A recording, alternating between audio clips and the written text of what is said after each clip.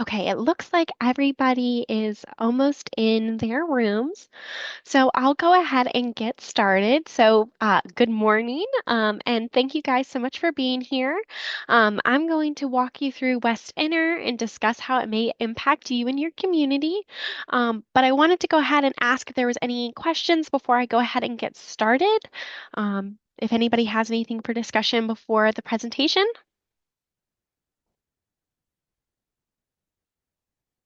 Okay, seeing none, I'll go ahead and get started. So the reason for developing the community area plans is that Charlotte has been continuously growing for decades and is projected to keep growing.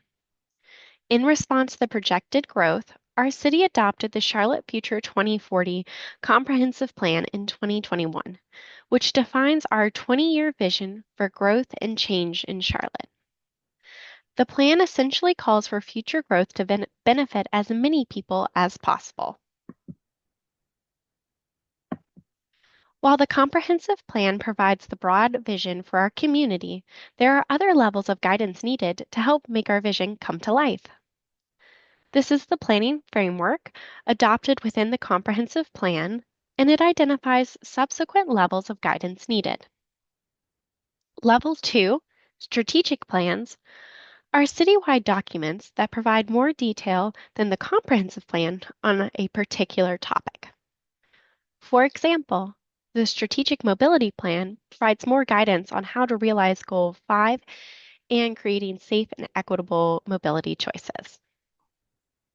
Level 3 are the Community Area Plans, which provide more guidance for the appropriate land uses, building form, and infrastructure needed throughout the planned geography.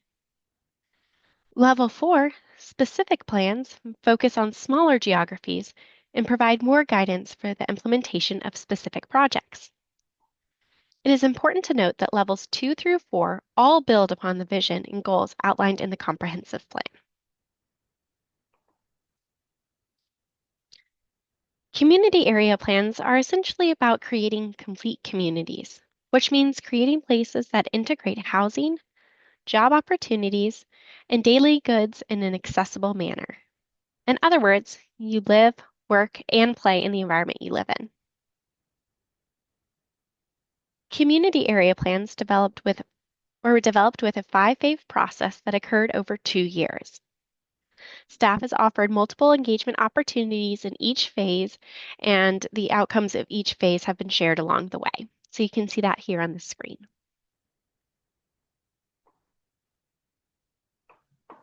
This slide summarizes the engagement efforts from phase 1 through phase 4 of the effort.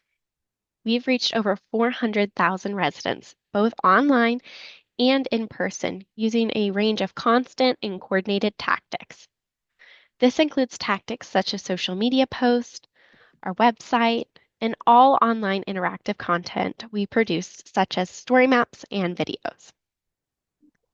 While virtual interactions are great, we still really value in-person interactions, and we were able to interact with 6,000 people from phase 1 through phase 4.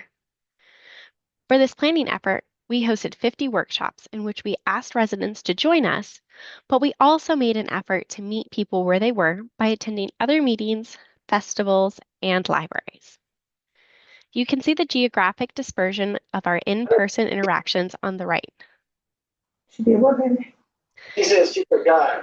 Oh.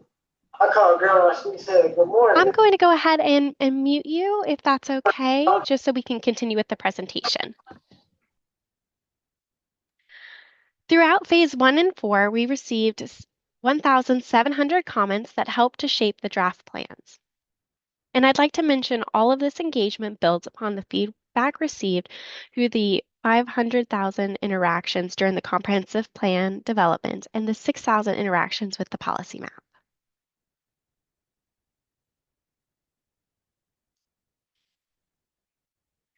Plans were developed using a systematic process, meaning they were developed in the same way and will have the same components and formats within them. While the plans developed systematically, each plan includes both unique content that reflects the individual character of that geography, as well as common policy guidance that helps to achieve our vision. These plans provide a common set of considerations for all decision makers to ensure that we're consistently evaluating options in line with the city's vision. Over time, these considerations will help ensure that growth is accommodated in a way that respects established neighborhoods, aligns growth with our infrastructure capacity, and creates vibrant and mixed centers for all. This is the table of contents within the West Inner Community Area Plan. If you look at the other plans, you'll see it's the same content and organization as mentioned on the last slide. I'm going to keep this table of contents up for the purposes of tracking. The next chapter outlines the geography's greatest needs and priority goals. Needs are focused on increasing access to housing choices, job opportunities, daily goods and services, and reducing environmental impacts. The plans focus on these 4 needs because these are the metrics identified in the comprehensive plan as paramount for ensuring future growth benefits as many people as possible. The 10 comprehensive plan goals that were linked to these 4 metrics, and if these metrics were scored less than a 5, the associated goals were identified as priorities for the geography. All goals are important, but this prioritized list will help us prioritize limited dollars and resources. Chapter 4 focuses on recommended development patterns for the geography via the 2040 policy map. The colors in the map relate to the types and intensity of the development that is appropriate in the area. To learn more about the colors, see the place type descriptions in the appendix.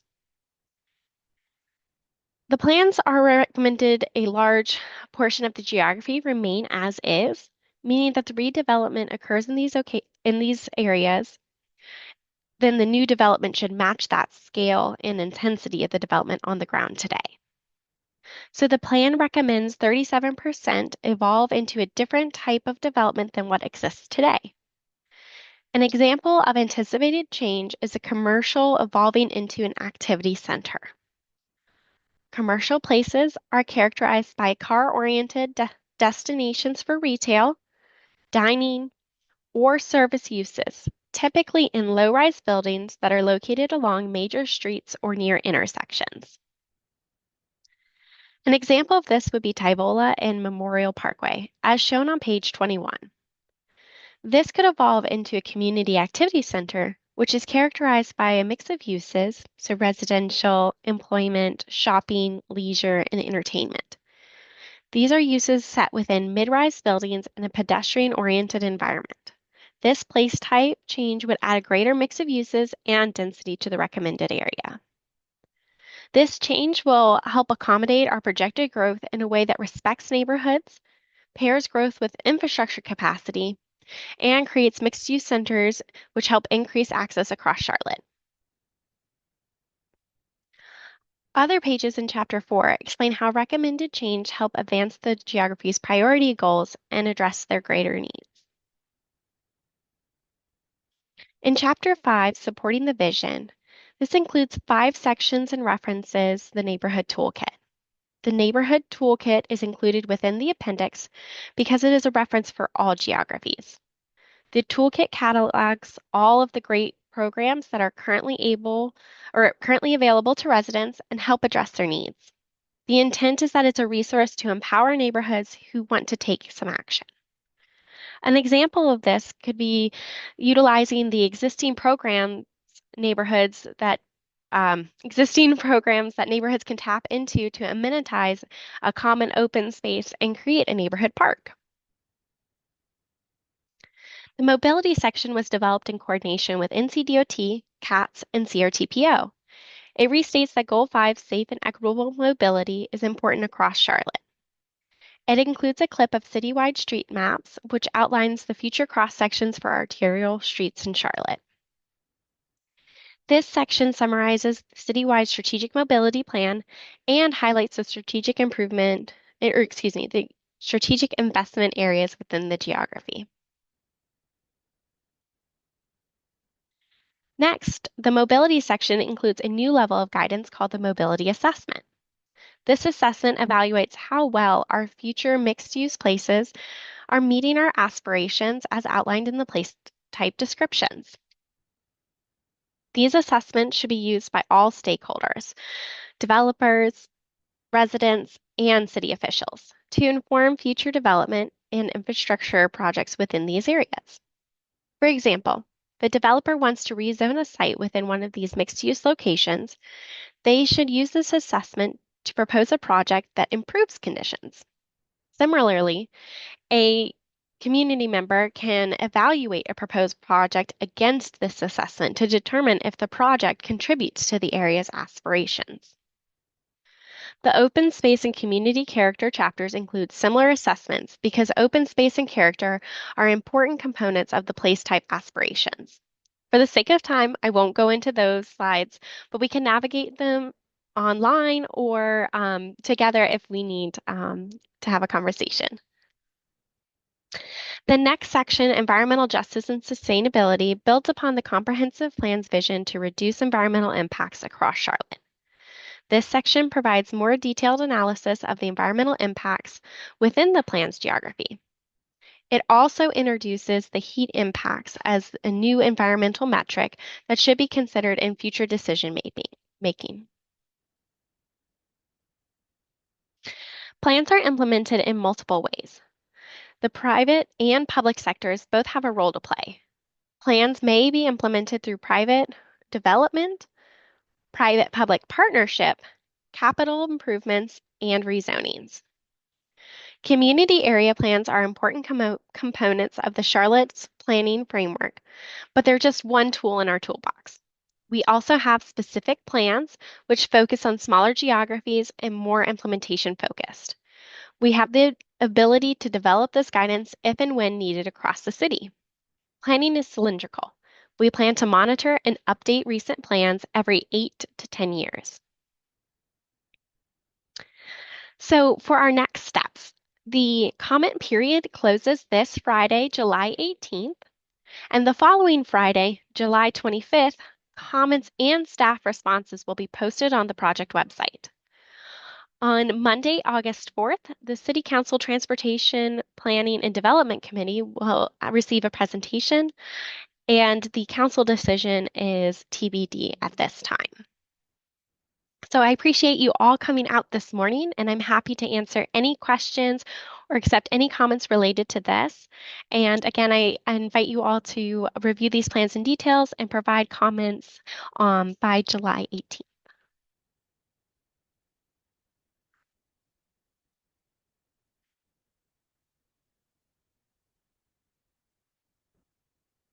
Does anybody have any comments or questions that they'd like to share?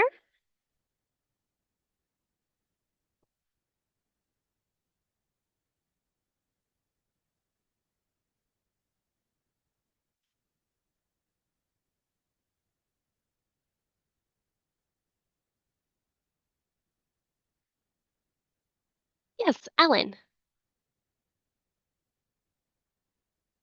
Thank you. I couldn't unmute myself. I have a question that I continue to ponder, and it is, I know you speak to the rezonings and capital improvement programs and how they will contribute to the various components of the plans, but I'm wondering about by right developments, um, since those aren't referenced in the cap, but that's a lot of what we're seeing now, especially with the with the UDO and more strict uh, configurations for development. So I guess the question after blabbing all that is, how do by right projects contribute to the various components of the cap? Sure. So I'm going to navigate back to a slide that we have here, which is the planning framework. So as part of oh, I may have missed it, I apologize. Um, as So, Abby, real quick, can you explain to people what by right is? Because some people may not know what that is. Absolutely, yes. So much. So by right development, it means that the development does not require any additional approval by, say, city council or another board like a planning committee. So that means that if you meet all of the criteria that's outlined in the Unified Development Ordinance, which means that your use is permitted, you meet the setbacks and all of those other possible constraints that are a part of that Unified Development Ordinance, then your permit would be then approved. And so by right development, like you're saying, does not have to go through the process like a rezoning does, where it goes to city council for final approval. So when we're looking at our planning framework, part of the comprehensive plan work and policy map work was actually going out and looking at existing land uses and existing conditions throughout the communities. And that's how we created kind of this base. And then we were able to apply the future land use classifications, those place types. And so with that, we would be utilizing the existing character, mobility, building form that is recommended for the existing place type that it's located in to and for that existing or by right development within that place type. So it's not necessarily going to be reflecting the plans in the same way. So, for example, the rezonings would include a staff report that would utilize the priority goals that are pooled for this particular, um, you know, district. So, in this case, West Inner. And so, like I said, we would be utilizing the existing place types that it's located in as part of that process to continue that community development. So you're saying that, I think what you're saying, or what sounds to me, to my ears, like you're saying, is it is critical that the policy map be correct in order to um, implement some of these things defined in the various assessments. Kathy, did you want to jump in? Sure. I think yes, it is important that the policy map, obviously we want that to reflect the future of the community from a place-based perspective. But I think that your question was about by right zoning. So folks already have entitlements. They're planning to just build under their current zoning district, and they don't need to, as Abby mentioned, go through the rezoning process or anything else.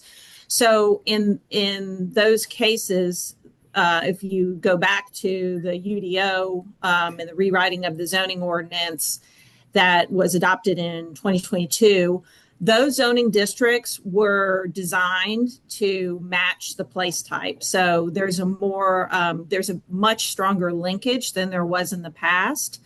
And that is a big component, I think, of what you're asking is like, how does that fit into this? And that is one way that it does.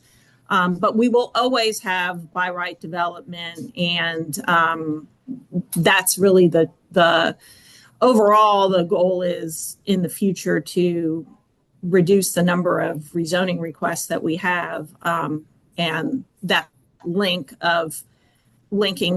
the zoning districts directly to the place type. So there's a limited menu now of options for folks based on what their place type is. That is really much stronger than it has been in the past. Yeah, and thank you. And I'm getting into the weeds, so I'm going to stop talking in a second. But I've been struggling with how some of this is going to be funded, especially, and I'm in Dilworth, so we're South Inner, but we are seeing mostly by right development as opposed to rezonings. So over here, that would be a small uh, smaller factor than it ever was before. And when the alignment rezoning happens, that will also give an opportunity to negotiate some of these things. But thank you for this work. I'm going to stop monopolizing the West Center conversation, and thanks for the explanation. Yes, Carolyn. Hey guys, I'm going to just throw a bone out here and hopefully it's simple. Kathy might have to answer this. Some of the concerns or questions I'm getting from across all these plans is people aren't understanding that the UDO is actual policy versus like the 2040 plan and the community area plans are vision type plans. And I probably am not saying that correctly, so forgive me, but maybe is there any way to explain that basically so some people that aren't as familiar with this will understand that with these plans getting approved, they're not policy per se like the UDO is. They're what they're equal but better defined in the 2040 plan, I guess. Yeah, thanks, Carolyn. Carolyn, I just recognize that Carolyn is one of our planning commissioners, so she is very involved in the process. That's a great point, and thank you for asking that. So the policy map and the community area plans, the comprehensive plan, those are all policy documents that set forth the vision for how we want our community to grow and change over time. So we know that Charlotte is very attractive, and we've experienced tremendous growth over the past 20 years, and we are forecast to continue to grow over the next 20 years. So all of these are helping to direct our growth in the way that it can be best served. So the comprehensive plan, the policy map, and now these community area plans really set forth what our vision for growth and development is over the next 20 years. The Unified Development Ordinance, or sometimes we refer to it as the UDO, it includes all of the regulatory, so the rules and regulations of how that growth happens. So those are legal tools that don't really have any wiggle room in them. Those tools were written based on what our vision is. And there's actually state law that requires that you have these policies in place, that you have a comprehensive plan that your rules and regulations are based on. So our zoning ordinance is part of that Unified Development Ordinance package, as are a number of other ordinances that regulate growth, like stormwater and other ordinances that define like sidewalks and other things that the development community development needs to follow. But the zoning districts that I was talking about are part of the zoning ordinance component, and those match the place types that are on the tool that the policy map uses. So I hope that is what you're looking for, Carolyn. Yes, thank you, Kathy. I have a question. Yes. In terms of West End, particularly along the Silver Line area, and the designation of neighborhood centers and or what is the highest level of neighborhood center development that can be associated with those areas?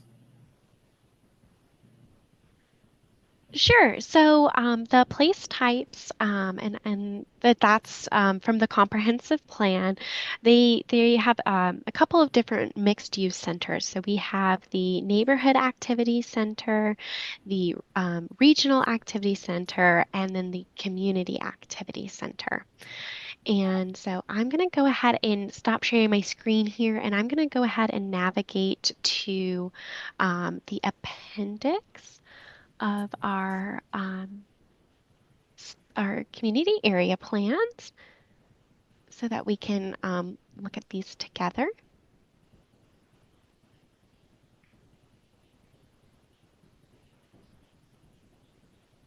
And I apologize, it is taking its time loading. But basically, there's different designations within them, and maybe I'll just go to the comprehensive plan for a quicker view for our purposes today. So that there's a couple of differences between them. So the neighborhood activity center, like you mentioned here, is that the goal is to provide a a pedestrian-friendly focal point for neighborhood activity where nearby residents can access daily needs and services within a 5 to 10 minute short walk or short drive. The next level of activity center would be the community activity center, which then is primarily commercial and residential in a well-connected, walkable place. So again, that same idea of a 10-minute walk, bike, or transit trip. The next level would be the Regional Activity Center, which provides major employment locations and cultural designations for residents throughout the Charlotte region. And again, you would be able to access these in the appendices. It's just taking its time loading. So depending on the, oh, here we are. Um, and so this is a good good detail here for the place types. And so you're able to kind of see the differences there. So when you're talking about the intensities, we would look at the characteristics within those place types. And so navigate here to the neighborhood center, for example. So um, when we're looking at this, it is typically characterized by low-rise commercial, and that's just one of the examples. So that building form, it's up to 4 stories. And then if you look at the community activity center, for instance, you can see it goes to 5 to 7 stories. And so that's really reflecting the different levels of density within those centers. So that is kind of how we got to the differences between the place types. So if there's one existing along, for example, the Silver Line, that is that neighborhood center, then we're looking at it to have these aspirational or aspirations of land uses, building form, character, and mobility that is reflected within that description of the neighborhood center place type. Well, I'm looking at, for the large part of Wilson Boulevard, you've got the community activity center, but for West Boulevard, you've got the neighborhood activity center. And if, for example, this transit tax goes forward, then how are you balancing that given the proximity between the two with the experience that we had in the South End, and how are we handling issues like displacement within these various place types, these community activity centers and the neighborhood activity centers, because the outgrowth of rail lines tends to be much broader than the designations in which we've currently given these areas. I can do that one, Abby. Okay. Hi, Ricky. Hey, Thank you for your questions. Hey, so I'll take a step back and say that we have learned, and over time, we used to have a land use category called transit station development or something along those lines. It really didn't tell you much. And I think as we've matured as a community and as we've gained experience around the Blue Line, we've realized that really transit station areas function like community, like activity centers. And so they are mapped, and a neighborhood center would be a more walkable station that typically wouldn't have parking associated with it, like structured parking, and up to the regional activity center, which would be your most intense. And those are the ones that typically do have some kind of a parking structure associated with them. But as part of the Silver Line project and the Red Line project, we'll be doing station area planning as we did with the Blue Line. And that'll dive deeper into taking a look at, really, again, probably making sure that the place type designations are correct, and which we've also done through this project. But as that project matures and moves along and in its design, and also what sort of capital investments like you had in the Blue Line with we called it the SKIP program and the NICI program, which were infrastructure programs that define projects that helped you get to this, help folks get to and access the stations easier.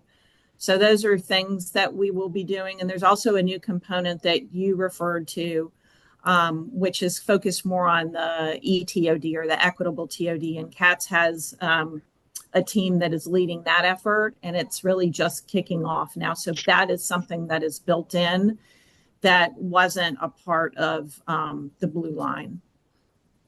So that's all pretty nascent, I'd say, as is the silver line. I think the silver line's only at like 15 or 30% engineering, so it has a ways to go along in that progress. But those are things that will accompany that work as well.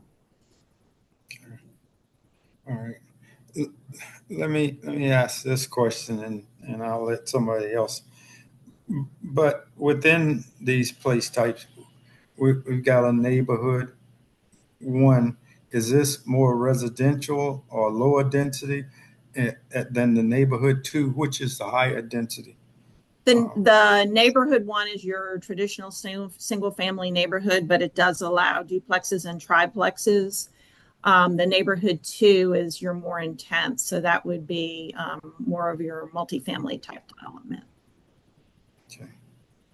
So is there a likelihood that we may see some of these?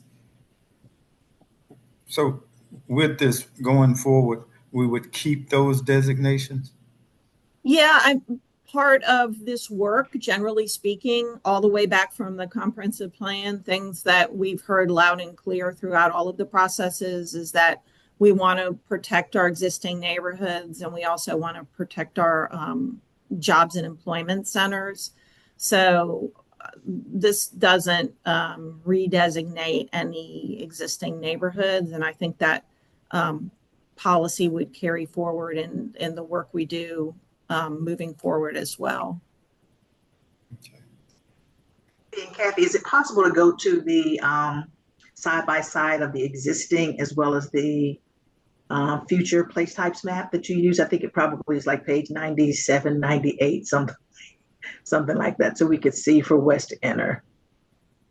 Can't see it just, okay, let's see. And I'm sorry, what was that page number? What is it's generally like 97, 98, or 91, 92 or something, where you have this, that's what we want to look, the side by side on that. And that'll be able to tell us kind of what's going on in terms of keeping. I need to enlarge my screen, my apologies. So Ricky, so this is going to give you some of that in terms of the neighborhood one, and if there are any changes.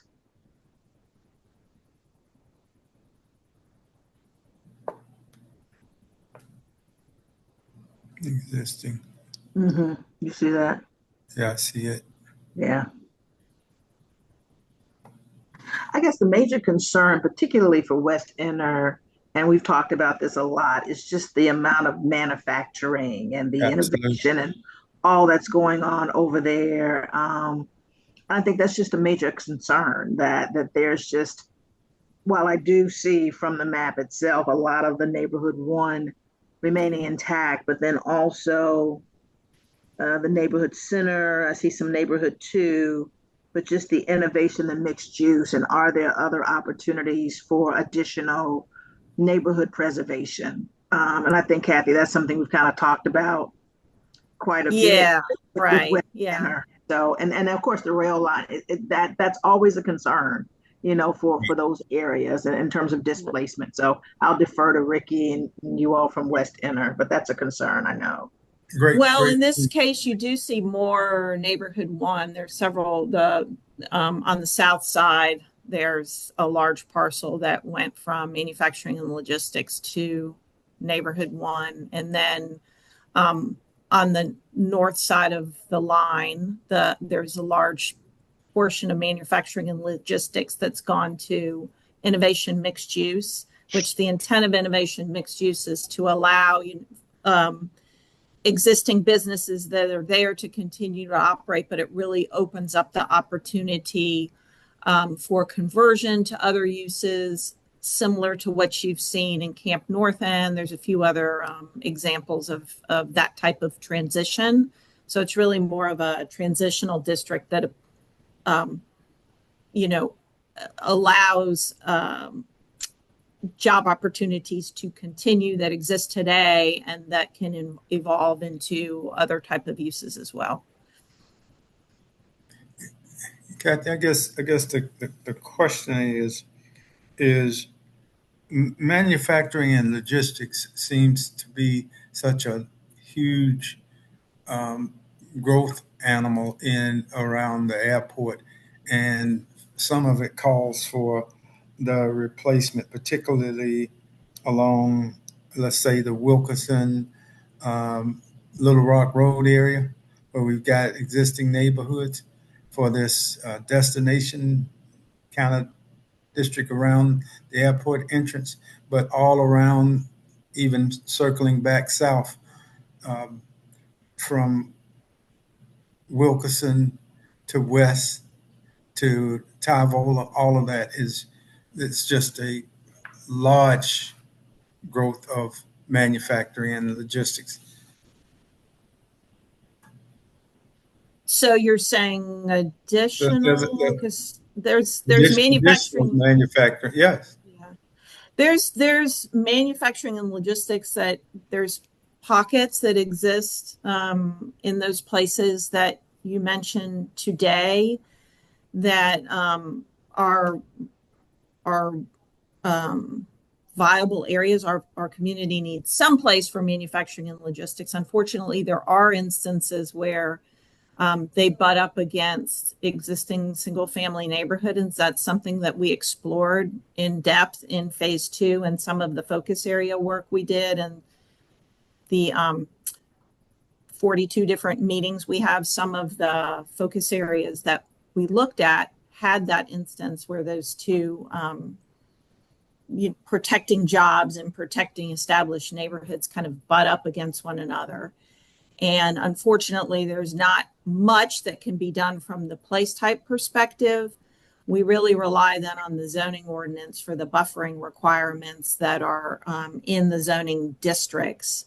But that is something that we continue to look at, and I'm sure we will look at further with the tool that we are developing called environmental action plans that will be part of the specific plan menu.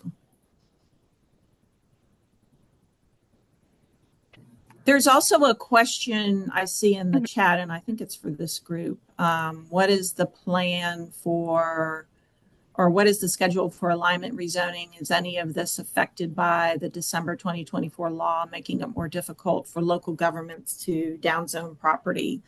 So yes, the alignment rezoning schedule is affected by two things. First of all, they're waiting on the adoption of the community area plans and the revised policy map. And yes, it is affected by the 2024 law that doesn't allow for downzonings. So that's a separate team, and I'll put a link to their page in the chat. But they are proceeding with some areas and corridors of opportunities where property owners are interested in having their property aligned and going through that process. So they're going to focus on those areas first. But they won't probably really start that work in earnest until after the adoption of the community area plans. Kathy, for the sake of discussion, could you define alignment rezoning for some folk who may not know what it is? Yeah, so I mentioned earlier that as part of the Unified Development Ordinance that was adopted in 2022, that the zoning ordinance was rewritten. There's a whole new menu of zoning districts that old districts converted to the new districts, but they haven't been mapped yet. And the community, Charlotte has all cities in the state have an official zoning map that will be updated as part of that process. So it'll be a very similar to this. It'll be a multi-year process, and it will have its own robust community engagement. Thank you for that. This is Sarah Crowder. I asked the question about the alignment rezoning and the downzoning statute. Thanks.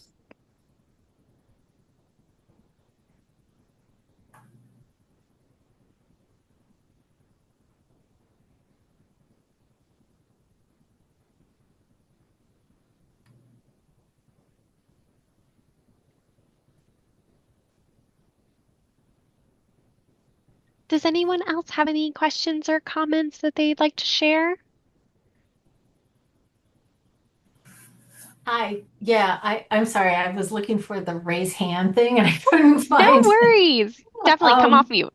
Yeah. And I'll just say that I'm not a resident of this area. I'm going to my area in the next hour, but I think I know it fairly well. So this is kind of a big picture question.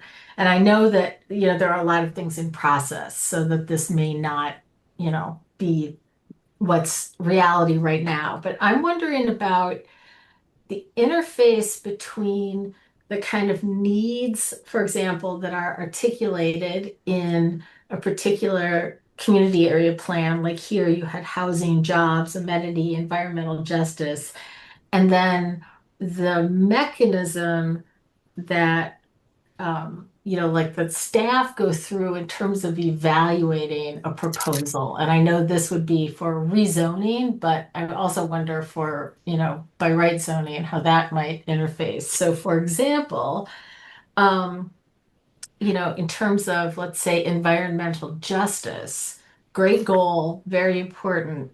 So is there a way that, on the kind of checklist that is reviewed, for example, that is there something now or will there be in the future something that aligns between the way a proposal is evaluated and what the needs and goals are of a particular community area plan? Like in this case, for example, how much impervious surface is part of a proposal? Yeah, great question, and thank you for asking that. Yes, another implementation item that's coming out of this work is that we have been working with the entitlement services team who run the rezoning process to revise the rezoning staff analysis component so that it does exactly what you're saying. It takes the needs assessment and evaluates proposals, and how is the proposal offering something or not offering something, et cetera. So that is part of what we'll be doing, and we plan to introduce that revised analysis to City Council committee August or September. That's great. Thank you. Would that also include things like, for example, not only the size of or scale of buildings, but also in the case, let's say, of housing, what kind of a mix they might have with respect to affordable housing, unit types, et cetera? So the affordability component is a little more difficult, but and sometimes depending on the rezoning, also the form can be, outside of what the district requires. But we will look at those things, especially if folks are looking for bonuses or other things like that. But that is part of the work that we're doing in revising that staff analysis. Yes. Okay, great. Thank you so much. Hey, Kathy, I've got one last question, and that has to do with parks and open green space. If you look at the West End, and there's how are we ensuring greater connectivity and cross-sector mobility with our open park spaces as opposed to being limited destination points? How are we linking those systems together going forward? Yeah, great question, Ricky. And As part of the mobility section in each of the plans, you'll notice that especially in the SIA areas or the strategic investment areas, there is that linkage between mobility and greenways or other open spaces, primarily greenways. And as you know, Park and Recreation is a county department and Charlotte Transportation is a city department, but we really are working together because part of this process, we heard loud and clear that folks were really interested in greenways as not only a recreational component, but also as a transportation component. Absolutely. So that's a big piece of it. And you also notice as part of the mobility discussion and assessment that we're not just evaluating your traditional modes of transportation, but it does include the bike network and the pedestrian network, and also the internal connections that you mentioned. So that is a big component of this, and the mobility section is pretty thorough. And I'd also mention, it's not part of what you asked, but it is part of the plans, is that for the strategic investment areas, these plans are really the only place right now where you can see the project inventory drilled down to each of the community areas. So that's the only place that it exists. And it exists as part of the mobility section. And then there's a whole lot more detail that can be found in the appendix as well. Okay.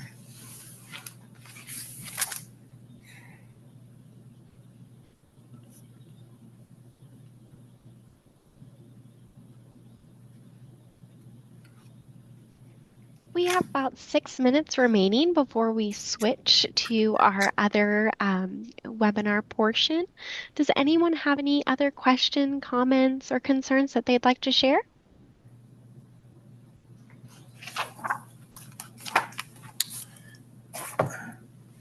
I've got one question. In the West Boulevard corridor, we have developed specific and strategic plans working with uh, other consultant partners like the West Boulevard Playbook and the CNU Legacy Project. At what point within this process do those plans come to the table or to the elected bodies for incorporation into the plans?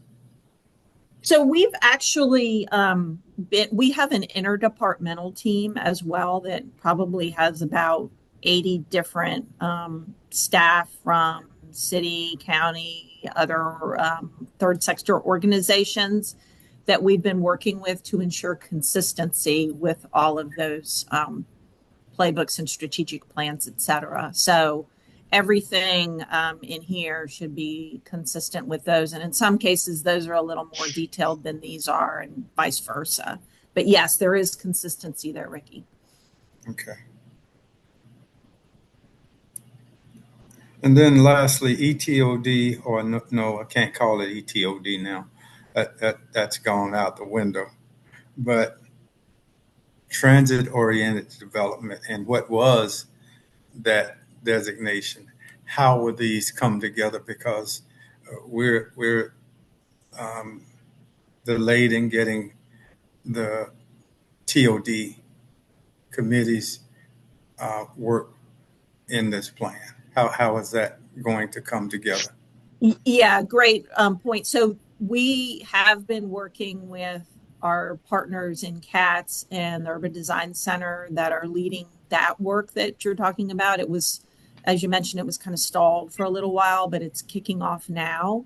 So that work will actually be kind of a more specific plan type of thing that comes out of these. So again, there's consistency there between those two things. So our folks that our team that develop these plans are part of that team as that work goes forward. So there will be consistency there too. Okay. Thank you.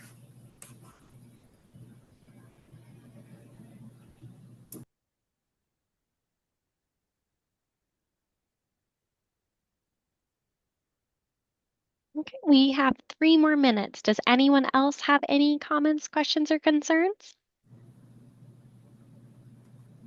Do you want to go back over that one slide, Abby, that shows like commenting and all that? Sure, All those. absolutely.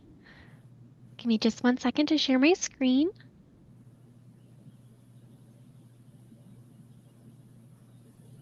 Okay, so I'm gonna scoot forward. So just real quick to reiterate, we the comment period closes this Friday, July 18th. Comments and staff responses will be posted the following Friday, July 25th, and that can be found on the project website. On Monday, August 4th, the City Council Transportation Planning and Development Committee will receive a presentation on this, and council decision at this time is TBD. And you're able to, if you'd like, you can scan this with your phone or go ahead to the website and have those comments, like I said, by July 18th, this Friday. And I just want to thank you all again for coming out this morning. All right. Will any of the comments discussed today be incorporated or no? If we'd have to. Yes, so I've been taking notes, and I will actually upload those and add that to our spreadsheet, and then we will answer those. So the answers to those the questions would be published on that July 25th date on the website.